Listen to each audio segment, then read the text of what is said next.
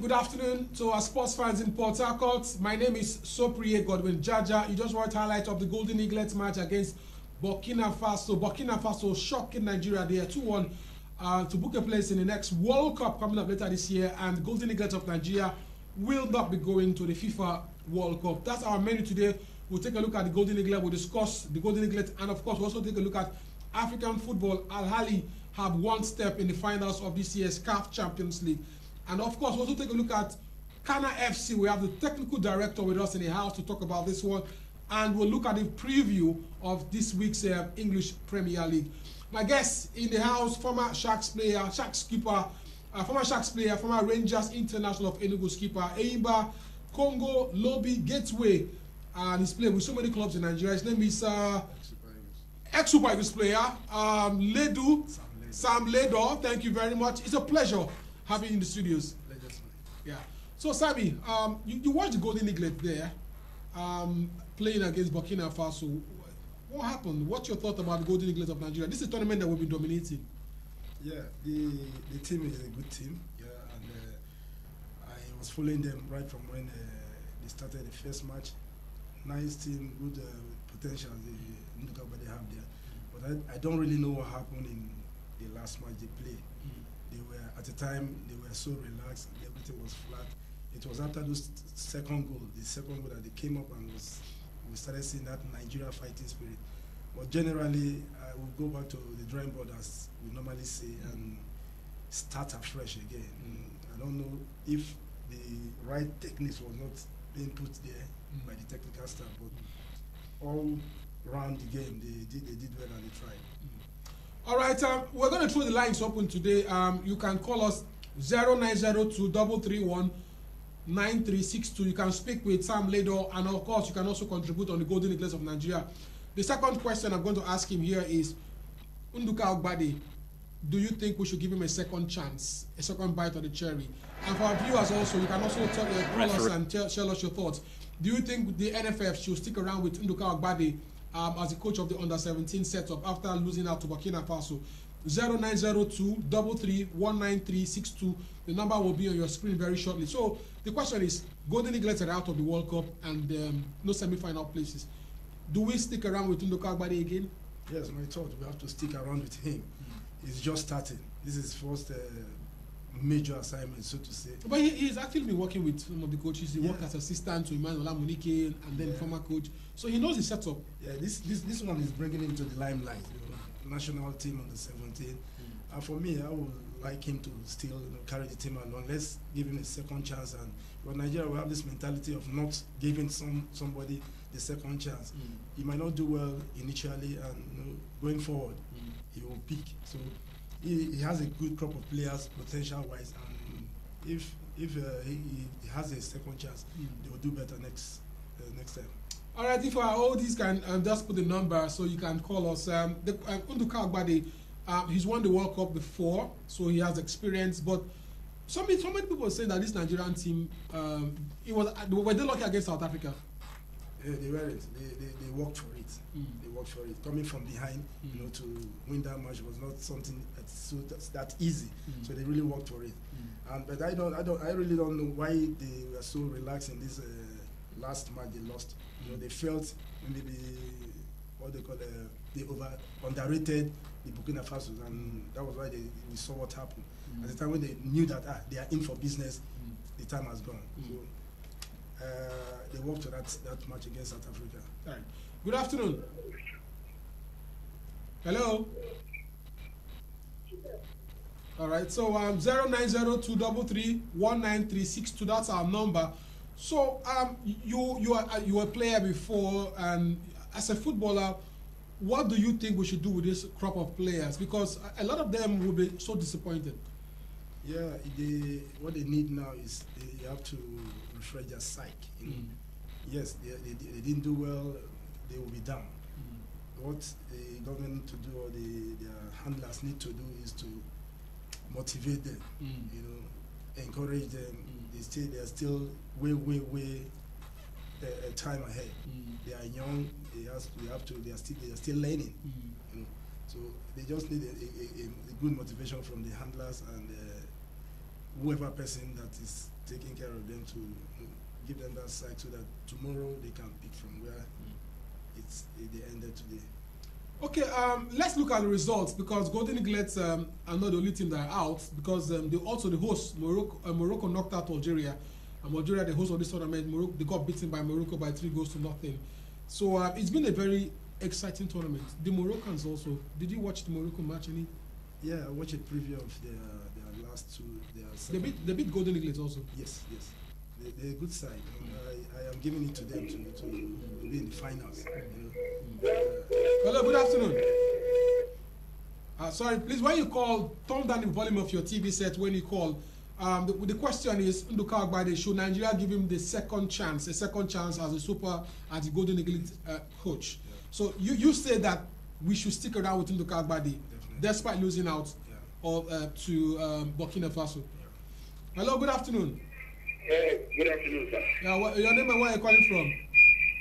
My name is Nnduka. I'm calling you from Port Harcourt. Please turn down the volume of your TV set or move away from your TV. Just move away from your TV. Is it okay? Yes, very good. Okay.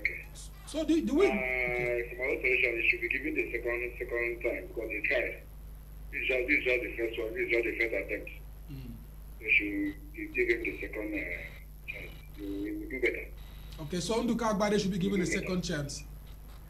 Yes. Let us try to patronize our African Nigerian coaches. Let's give him the second chance.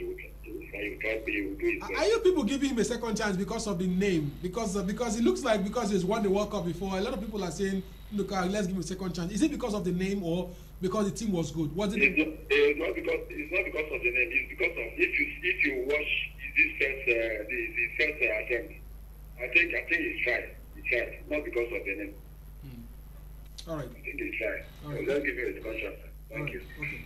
So Nnduka Ugbade, yes, you can look at that one. He said people are saying that we should give him a second chance. Well, let's look at the tournament properly. You said Morocco are your favorites. Yes. And not Senegal. No, not Senegal. Why I said so because I have watched Morocco over time. Technically they are sound. You know, even when they played against us, you saw what happened. They know what to do at every point in time. So I am giving it to them to even lift the trophy when the final comes. They are very good side. That wise they are perfect. Hello, good afternoon. Yes, go ahead. And where are you calling from? Emmanuel, can you speak louder?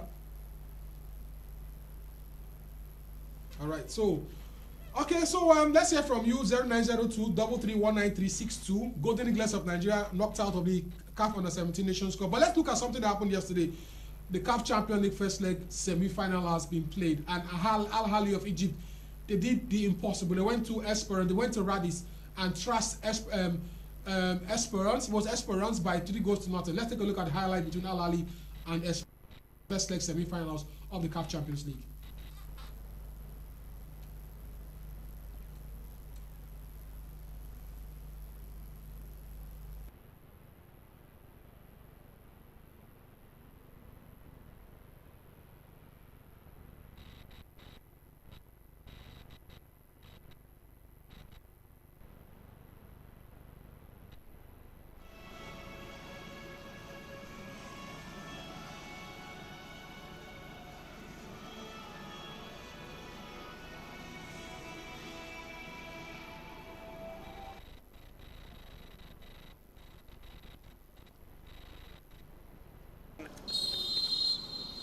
Here we go then. And already we have a free kick going against Esperance. Over to the left-hand side. Ali Malul, we haven't seen too much of him. Has the ball, picks it up this time. That's a wonderful touch, that is. Nicely done, very neatly done. The ball comes over. Bessie Chow, he's putting on his left foot. Oh, it's in the back of the net, easy. The goalkeeper didn't deal with it. Dempsey went the wrong way. It just looked too easy. The South African knocks it in with that left foot of his. Can't believe his luck, and Ali take the lead here in Tunisia. But let's just have a look at this again. Ali Malul gets the ball over there, and Karabakh, well, his pass finally goes out wide. One touch by toe, and then he puts it onto his left foot, and there's the shot. Getting the better of the goalkeeper, kind of was squirmed underneath his right leg. And conditions obviously not making it easy, but Mohamed Debshi will be not much movement on the final line. Ben Hamouda will want to move into position as the ball comes down, picked up by Ben Ali. High ball over the top, watch out for the big man, Ben Hamouda. There's the header, it's not a bad one as well. Delivery absolutely sumptuous. And a spring header that nearly saw Zadem equalise. He wasn't far off at all. If you see it from the other angle, the delivery came over, and it was a difficult header. That came off the foot of the post, and looks like there was a bit of contact from El Shenoui as well. So here we have another corner, a corner. Use the greasy surface. Let's see where this is going. There's the delivery. Header at the front post. Oh my word, that should have been in the back of the net. And that was a golden opportunity for Meria. And I think that he absolutely knows it. Just look at that, it came flying in very, very quickly. Because Ben Hamouda's 6'3" height is an advantage. Ben Hamida picks up the opportunity. The ball comes back to Ben Hamida. Tries to get it back across. It's nicely done. And it was anybody's, but dealt with by Deng. Slowly and surely finding himself as the top goalkeeper. Percy Chow steals the ball. The opportunity, it's set up perfectly. Oh, that's just gone wide. That should have been in the back of the net. Karaba, the goal-scoring machine for Al Ahly, misses the goal completely. He knows that that was a golden opportunity, and now he's put himself into hiding. Look at that, the left foot, and it should have been just perfectly lofted into the back of the net. Toes pass, absolutely sublime. Played his part. That's a lovely one too. That's nicely done. And Shahad brings it back. Oh, just couldn't get onto that. Otherwise, that would have been rifled in.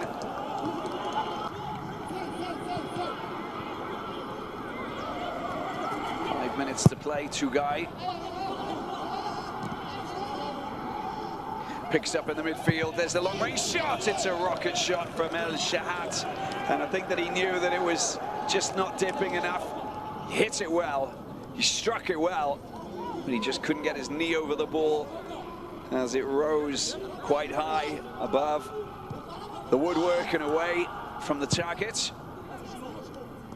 That might be a yellow card going against the right back. Great running there from Ben Hamida. That's a scything challenge to bring down the wing back for Esperance.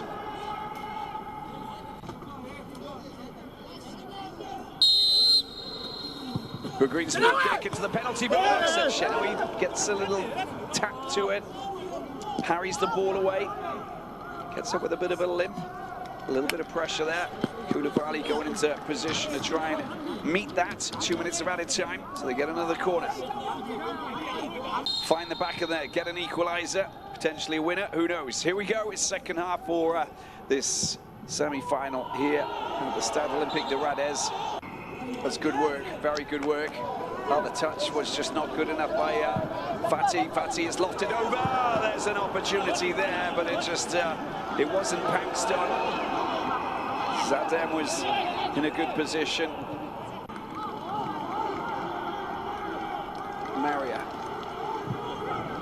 He's surely offside. The flag stays down. They've got a great opportunity. Ben Hamouda's shot hits it too high. Just trying to get my head around that. There he is. He's already racing.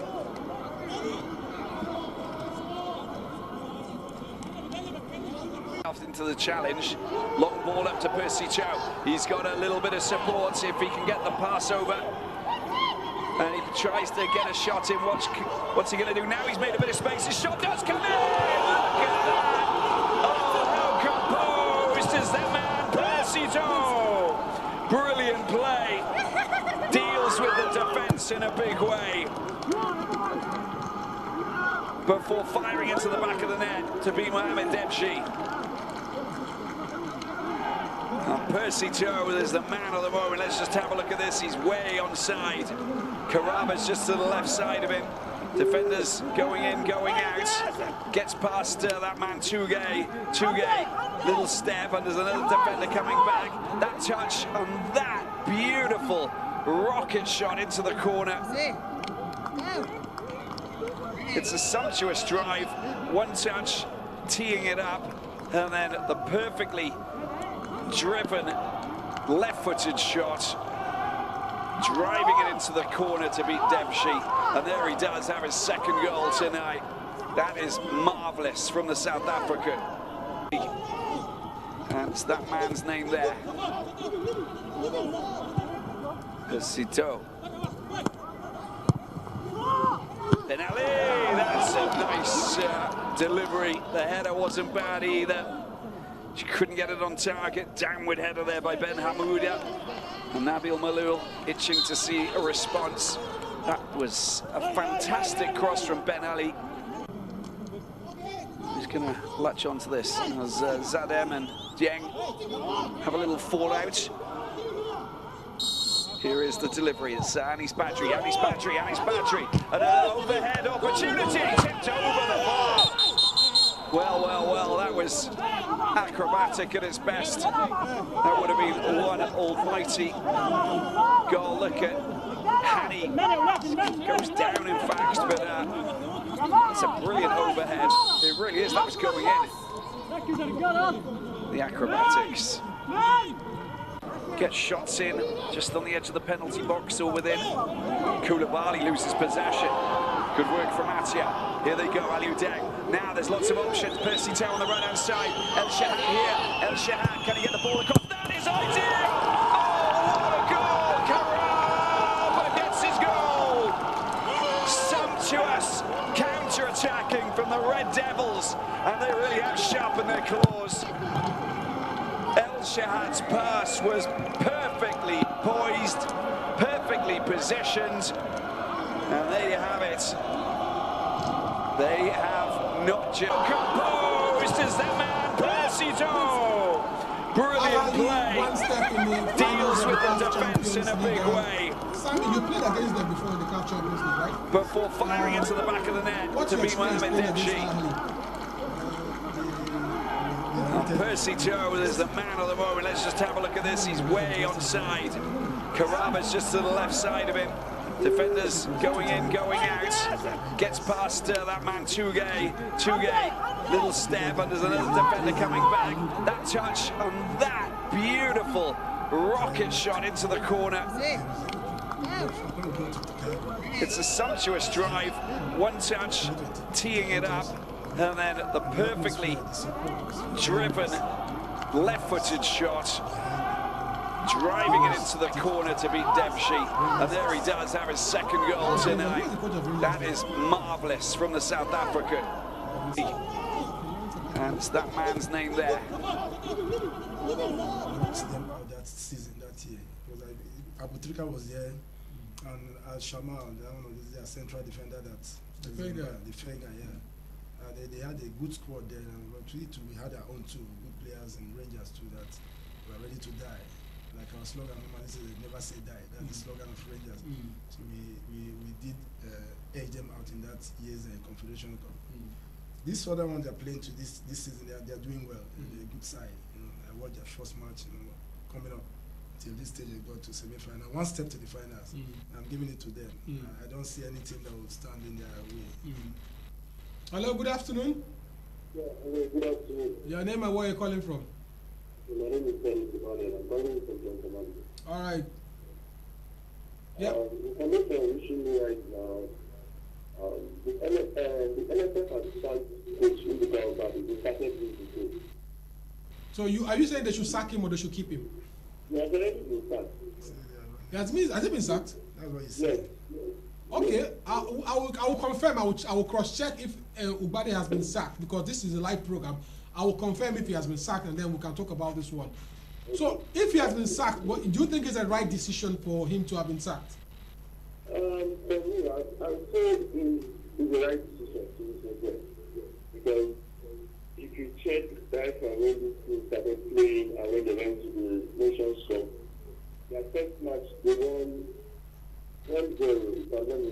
Zambia. Yeah.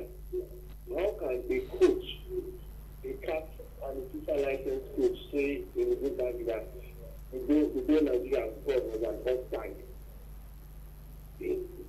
Somehow, I think the time that Nigerian coaches need to learn how to face the media. You understand my point? Yeah. You don't know how to address the media. You don't see a Jose Mourinho coming to say the day Nigeria scored was an offside. It's not advisable when it comes to football. I don't know if you understand what I'm trying to say. Yeah, you mean he was trying to run down his own team? Yes, and it's bad. It's bad. These guys are not even up to 17 years, if I'm not mistaken, and then they managed to get a win in their first match. As you can say, if the goal is too scored was an offside. That's bad. So clearly. And secondly, this team, we managed to play Burkina Faso. We lost 2 games to 1. Imagine we played Senegal. Well, Senegal is red, very good. Senegal beat, I think 5-0. Yeah. Okay, we struggled to beat South Africa, and then Senegal was South Africa 5 goals to 0. Yes. That's how bad our team seems to be. From all aspects of sincerity, the Nigerian national team is bad. Even the likes of the under 20, fair enough, they are not even doing fine. We just managed to qualify for the World Cup. So you're not giving the under 20 a chance in Argentina?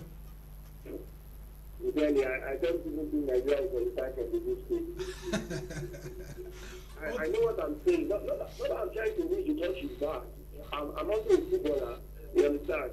I've been to Nigeria under 17 before for trials, and I know how this thing is being done. Yeah, I don't know if you get my point. Yeah. So, from all aspects of sincerity, our team is not going to go far. Okay, thank you very much. We'll cross-check your story about Ugbade being sacked, but that is after... They have because the agreement with the NSF is how the team... Agreement, that's agreement, but, you know, agreement is different from officially being sacked. You can have an... Officially being sacked. In the pages of this we just posted their news about Ugbade. It's there on this program. All right, okay, I'll check up. But thank you very much for your thoughts and your time out. Thank you very much. We'll check it out. Yeah. So, well, one of our callers just said Ugbade has been sacked. Is it the right decision?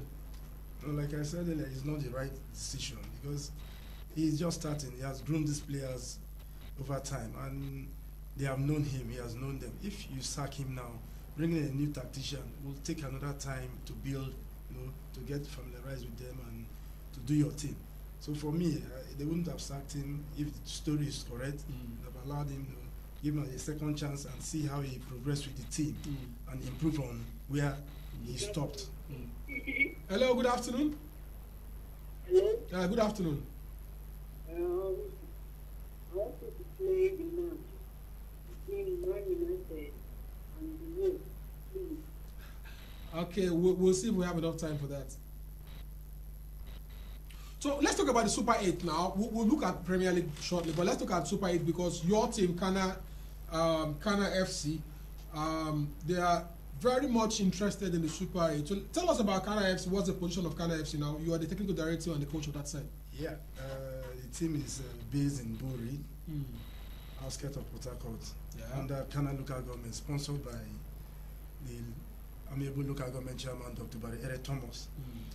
The team came into existence last year, January, when the team was formed, and ever since there's been this progress. We're climbing from step 1 to step 2.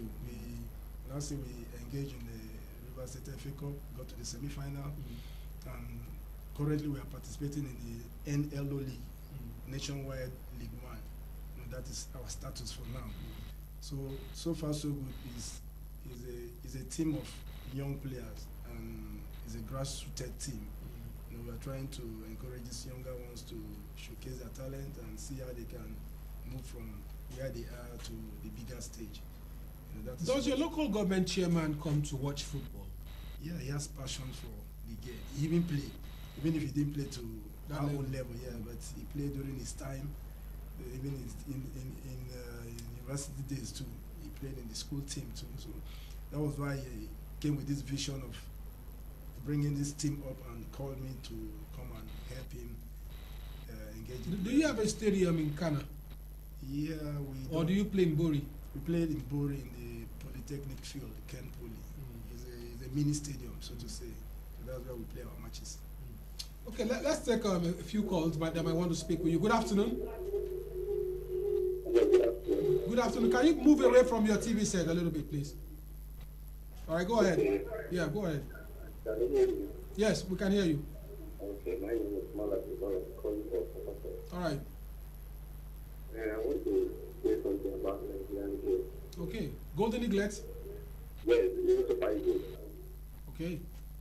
You can see now in this country, it is women that play football. I believe that Nigeria should go back to 1996. That's the truth about it. Okay. Without those judges, I'm going when you see them like in game inside Nigeria. I can't say ban Nigerian football for playing international match. So that's my own. Well, the fans are not happy. A lot of the fans are not happy. Golden Eaglet have been knocked out of the World Cup. And then, do you have any hope for the under-20 team and then the Super Falcons? Is the question coming up from there? Yeah. As a human being, you need to psych yourself even if you're down. There's this parable that they used to say, it's only the tree that falls that cannot stand up. Human being, when you fall, you watch yourself and you continue the journey. Yes, we are down now in the under 17, but that doesn't mean we are out. We're still going to come up tomorrow, still going to come up sometime in future. Under 20, yes, the World Cup is around the corner. I'm giving it to them. They have the crop of players. They have a difficult group, Italy, Brazil, in that group. It doesn't make. Hello, good afternoon. Hello, sir. Yeah, your name and where you're calling from? My name is Jason. I'm calling from Ogoni. Ogoni. Yes. Do you know this man, Sam Ledo? Yes, I know him. All right, go ahead. And Chelsea player is not doing well. I think like Who? Chelsea player. Okay, we'll join London for the Premier League show very soon. Don't worry. When we get to that level, we'll talk about Chelsea and their wahala.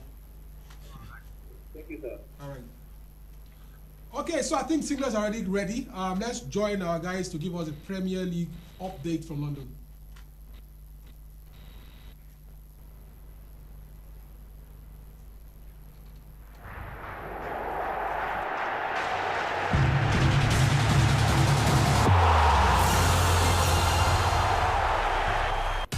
The Foxes have fallen back into the bottom three and face a Liverpool side on the hunt for a top four finish. Everton were in the pink last time out. A remarkable win put survival in their own hands. They host Manchester City next. For struggling Leeds, time is running out, but Newcastle will be set on 3 points after last week's defeat.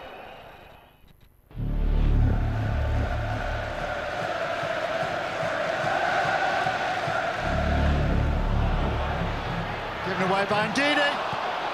Oh, what a magnificent goal! And Leicester City surely now heading for another defeat. Risky ball back here and Billings in for Bournemouth. It's a gift of a goal yet again. Leicester City shoot themselves in the foot. Willian. It's 5 for Fulham and Leicester City's afternoon is getting worse and worse. This club, which won the Premier League title just 7 years ago, the FA Cup 2 seasons ago, are now incredibly staring at the prospect of relegation from the top tier. It's not the first time, though, that Leicester City have found themselves in strife. Back in 2015, the Foxes won 7 of their last 9 games to avoid relegation, and that, of course, set in motion one of the Premier League's greatest tales. But now, it feels like they're hurtling towards miracle territory again after a deflating defeat at Fulham. You can't hide away from the fact where we are, but we need to look at it as you also can't change the past. That's all gone now. We can't change the results, what have happened. We can't change the Fulham game. We now know that we've got 3 games left where we need to pick up points, so we just have to concentrate on what's ahead. Dean Smith cancelled his players' proposed day off during the week, with Leicester now 2 points from safety with 3 fixtures left. But it's 20 league games since the team's last clean sheet, and they've missed penalties in consecutive matches.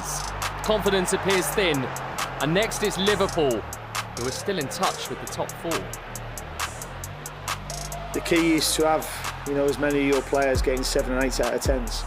If you do that, and we'll go back to winning your duels again, you've got to still, run harder, run faster, run smarter than the opposition, and use the ball better. If we do that, then we've got a good chance. Liverpool want to finish this campaign as strongly as possible. The engine is revving again. Their momentum is growing and is at its strongest just as the season is reaching its climax. A strong surge late in the campaign for Jurgen Klopp's side. Liverpool move to win a point of the top 4. Those in red are ready to pounce. Up until recently, Champions League football next season looked beyond Liverpool, but 6 wins on the bounce has reignited belief on Merseyside. 6 weeks ago, I don't think anybody thought we would be where we are now, but we still not. Nothing is in our hands, but that's fine. And the boys did. My boys did really well recently. We put a nice run of games in, results in, and that's what we have to keep doing. If you do that, we will see what is possible. Leicester, though, have derailed Liverpool before. Klopp's side have lost their past 2 at the King Power, and last season's defeat was very costly to their title ambitions. We have to keep distance to the teams behind us and have to make sure that we do our homework to win football games. And yes, Leicester is in a very difficult situation. So it's a tricky moment, but we all know they have a good football team, and they play at home. It will be a tough one for us, definitely, I'm sure. Only once before have we seen a Premier League champion subsequently relegated. Leicester have 3 games left to avoid their own unimaginable ending.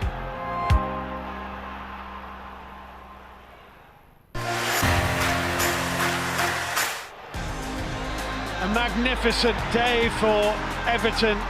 A fantastic performance from front to back. They're not safe yet, not by a long shot, but they are out of the bottom 3.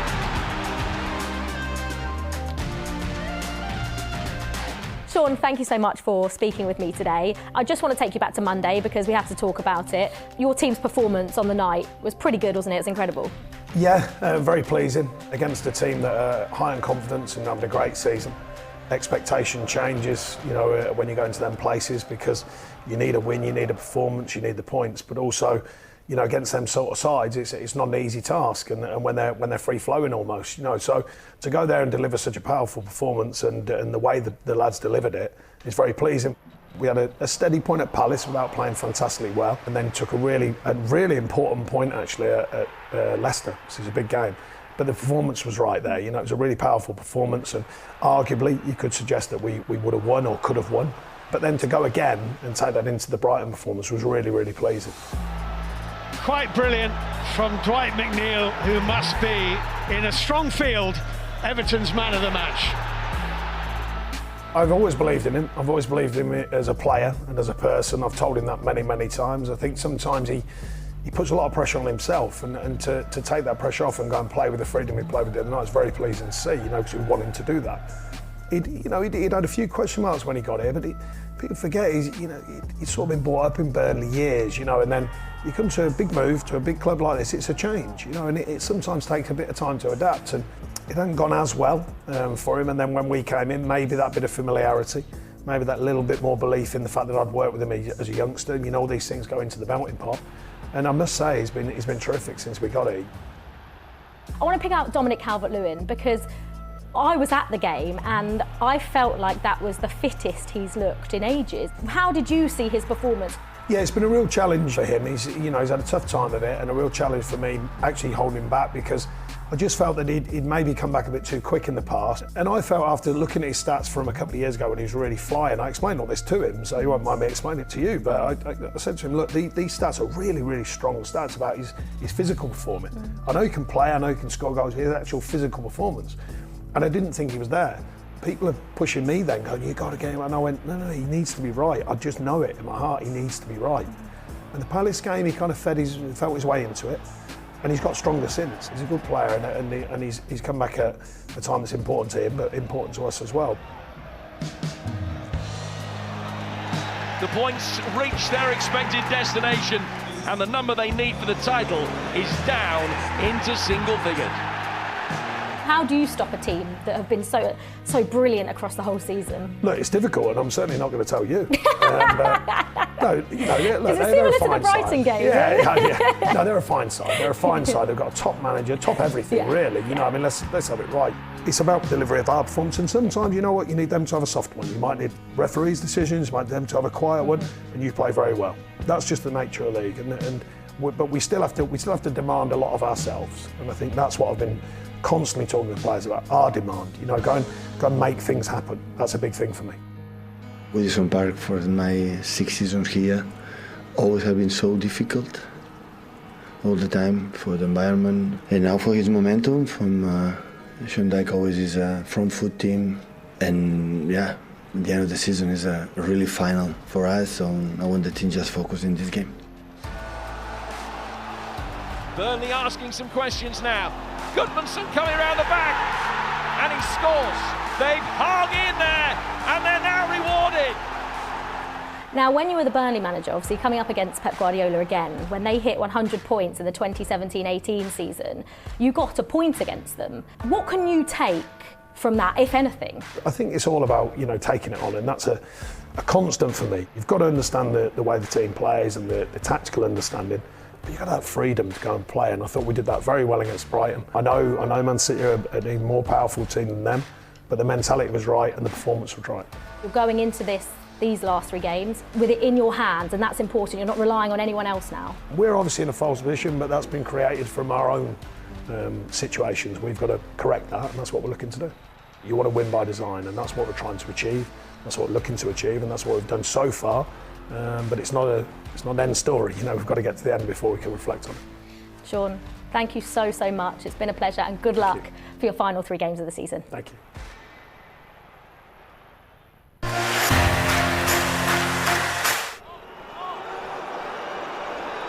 Jorginho to Odegaard, who fancies it.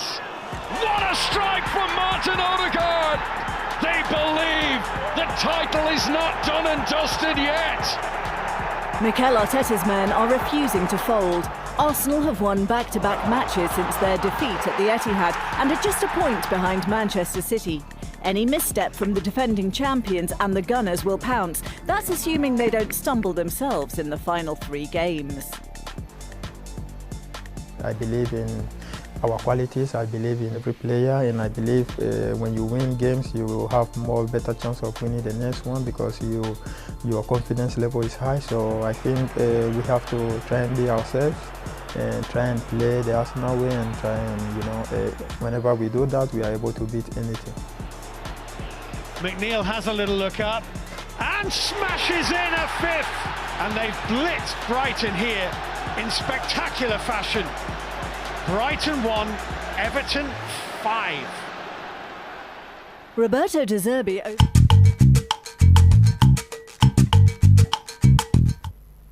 Okay, time to discuss the Premier League fixtures. Let's look at the fixtures we are expecting today, tomorrow and Monday. As far as the Premier League is concerned, we have Leeds against Newcastle today, Aston Villa against Tottenham Hotspur, Chelsea against Nottingham Forest. That's a tricky one. That's a big match. Chelsea against Nottingham Forest. Promotion. What's your thought about that one? Chelsea is my team. I'm giving it to them. I don't know what Nottingham Forest do. They want to get out of the relegated zone. It will be a tricky one, like you said, a top door. Okay, and you can come back to the studio because we just want to confirm a story that one of our callers made here that Nnduka Ugbade has been sacked by the Nigerian Football Federation. That story is not true. It's not official. It may be true, but it's not official. We've gone through all the Twitter handles and we made connections with the NFF. It's not official yet. Nnduka Ugbade has not been sacked, and so we are still waiting for NFF to confirm that story. But that story is not true. And assuming it's not true that Nnduka has not been sacked, you still stick around and we should stay with him. Yes, we should stay with him. He's just grooming the boys, like I said earlier, and you need time. It's not because he failed and we have to throw him away. Okay, let's talk with this guy. Hello, good afternoon. Hello. Sorry. Just to confirm that Ugbade has not been sacked. Somebody called and said he had been sacked. But again, a confirmation that Nnduka Ugbade is still the Golden Eagles coach. Let's hear from you on this one, on any other story. 0902333196362. We don't have enough time here, but we'll talk about the Premier League and then we'll talk about Kana FC. It's your side. What's your dream for Kana FC, because you are in Nationwide Division 2? One. You have to now move to 2 and then Premier League. Yes. You have a long way to go. Just 3 steps. Nationwide League 1, our status currently. The next point of call is the NLM, the nation, Nigeria. If it is Premier, I should say the championship side, and before the Premiership. So, our dream is to take one after the other. We are in the Nationwide League 1 now. We are dreaming to get promoted anytime soon to the next level, and as we progress, we also believe that our players Good afternoon. Afternoon, sir. What's your name and where are you calling from, sir? All right, go ahead. You can go ahead. So, let's talk about your club. What kind of support has your chairman been giving to Kana FC? The support has been very, very massive. He's the brain behind the team. Was it him that set up Kana FC? Yeah, he's the one. Okay. He is the brain behind the team, and he's the one that brought the team on board and brought me in the picture to come and handle the team with my experience. So he's been doing a very good job in terms of financial support. Right now, as we speak, he's putting up a very befitting camp for the players, where the players will be camp and going from there to matches. And he's one of the chairmen that I have not seen any chairman in the states that have put up a team like this, and they are being paid salaries. Why is he interested in sports? Why is the chairman, Kana FC local government chairman, interested in sports? Because he played. Like I said before, he played this game and he wanted to be like us, or be like Yobo, the bigger boys. But because of he has passion for the game. Because of maybe, sometimes you're planning to do something and another. Well, good afternoon. Good afternoon, sir. Good afternoon. All right, go ahead, Manuel. I have a question about Newcastle match. Okay. The lineup. Give us a hint. The lineup. We don't have enough time. We have less than 5 minutes. We have the lineup actually, but we don't have enough time for that. We have the lineup from our guys, but we don't have enough time. We have barely 5 minutes to end the program. All right. So, well, let's summarize. We don't have enough time. So we'll talk about the Golden Eagles, and then we'll talk about Kana, we'll talk about Super Eagles, and then we'll wrap up the show. So let's start with Kana FC. You said the chairman has been supporting you. So what's the next stage for Kana FC now? We just concluded our league last week, the Nationwide League last week. We are on recess now, hoping to resume anytime soon to go for pre-season and kickstart the next season again. But like you asked before, why he set up this team is just to promote, to encourage younger players, see how we can give them a platform to showcase themselves and play themselves to the bigger stage. Those things we didn't get it when we were playing, but now some men like him are bringing structures like this on board, avenues like this for players. Because if you go to these local villages, you see some good players that don't have any platform to showcase themselves. Like I said before, he's the only chairman that has done this, bringing us about 70, 50 players, paying them salaries and telling them to play and leave this where you are now to a bigger stage.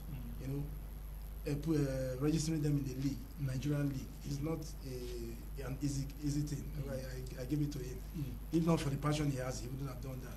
All right, so what's that, doctor? His name is Dr. Barry Thomas. Barry Thomas. Thank you. The chairman of Kana Local Government. So we'll keep in touch with Kana FC. Thank you very much for finding time to join us on the studio. Time not our friend on this program. Like we said, Golden Eagles have been knocked out, and Nnduka Ugbade is still the coach. He has not been fired. Hopefully, we'll give you all the stories on our program. Thank you very much, Sam Ledo, for being our guest today. My pleasure. My name is Sopriye Godwin Jada. Saying catch you, and God bless you.